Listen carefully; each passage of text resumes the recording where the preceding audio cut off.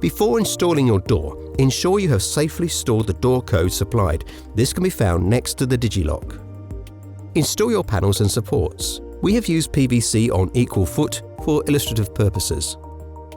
When reaching the point you wish to install a door, cut a small section of U-channel, leaving a 45mm gap from the groove. Next, slide the door and frame into place. Single doors are pre-hung. Add a panel, U-channel and support to the opposite side of the door as shown. Slide your pre-manufactured over-door panel into place. Now position and secure your top U-channel. A single screw every meter is usually sufficient to secure the U-channel. Doors are supplied to open inwards. If you need to remove a door before installation, this can be done as shown.